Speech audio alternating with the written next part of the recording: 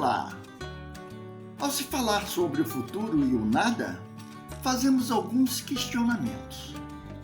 Bem, vivemos, pensamos e agimos. Isso é positivo. E a morte, por outro lado, é uma realidade inegável. Mas, ao deixarmos a Terra, para onde iremos? O que nos tornaremos após a morte? Estaremos em uma condição melhor ou pior? Existiremos ou não? A dúvida é esta: ser ou não ser? Para sempre ou para nunca mais? Tudo ou nada? Viveremos eternamente ou tudo se extinguirá de uma vez? Essa é uma tese que se apresenta. Ao acreditar no nada, o ser humano foca todos os seus pensamentos na vida presente, não fazendo sentido se preocupar com o futuro incerto.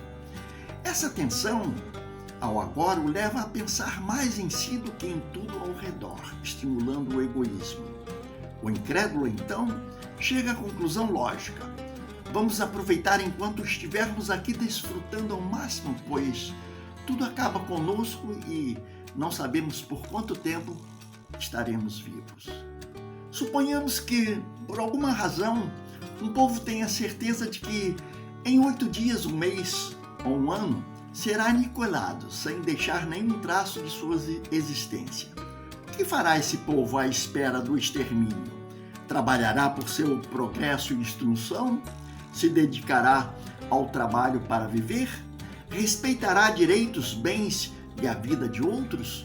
Acatará leis ou autoridades mesmo legítimas? Haverá para ele nessa emergência qualquer dever? Certo que não. O niilismo é uma filosofia que sustenta que não há certezas ou fundamentos para o conhecimento. Nada existe de fato.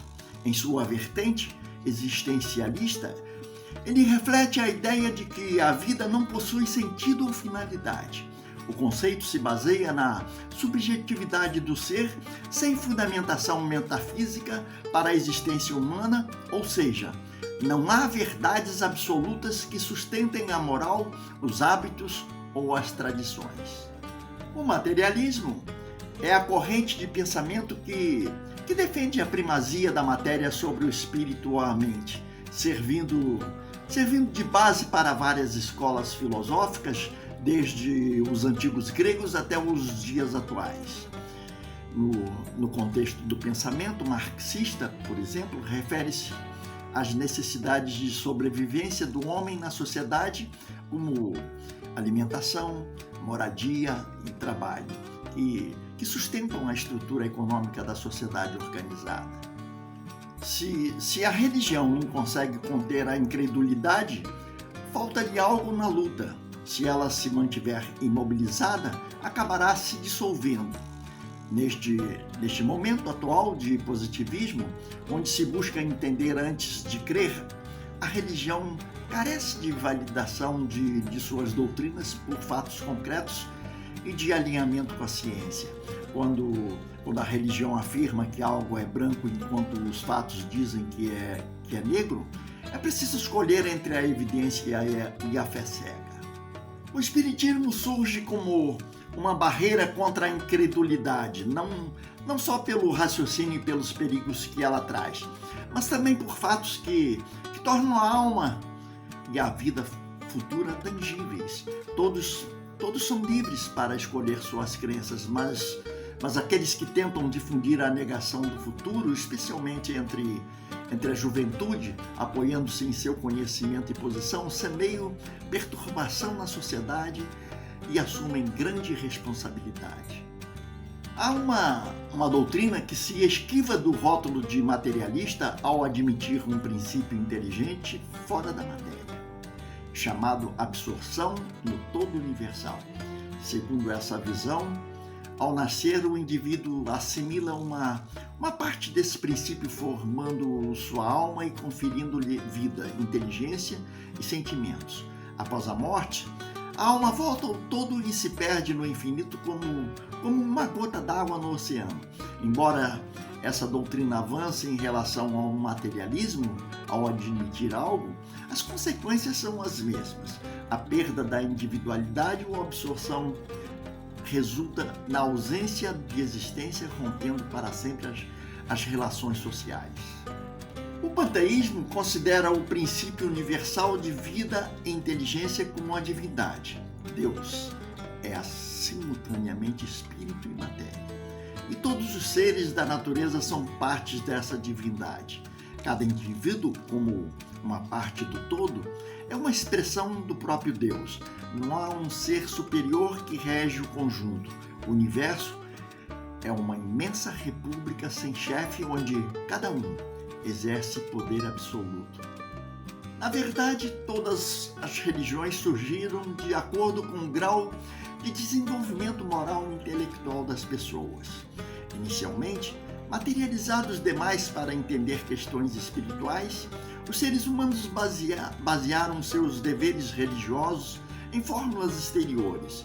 Com o tempo, ao perceberem o vácuo dessas práticas, abandonaram a religião e tornaram-se filósofos. Se a religião tivesse evoluído com o progresso humano, não haveria incrédulos, pois a necessidade de crer é intrínseca ao ser humano e as pessoas acreditariam se recebessem um alimento espiritual que atendesse suas necessidades intelectuais. O ser humano busca entender de onde veio e para onde vai.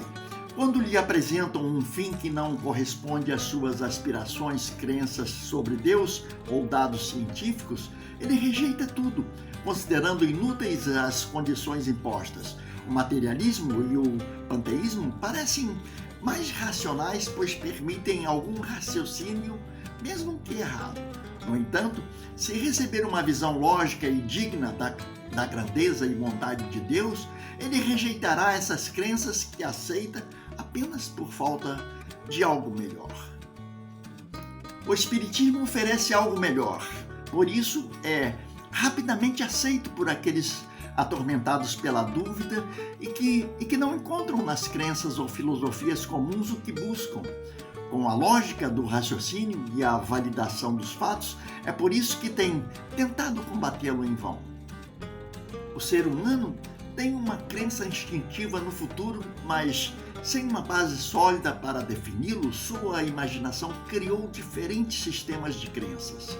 A doutrina espírita, baseada na observação de fatos materiais, unirá, como já está acontecendo, as opiniões divergentes e trará gradualmente uma unidade de conceitos para as crenças fundamentada na certeza e não em hipóteses. A unificação sobre o destino das almas será o primeiro passo para a tolerância religiosa e, eventualmente, para a fusão completa das ideias. A maior prova que o futuro existe é a reencarnação. Diante dela, a alma de uma pessoa renasce em um novo corpo após a morte física. Esse processo visa ajudar o espírito a evoluir, aprender e se redimir.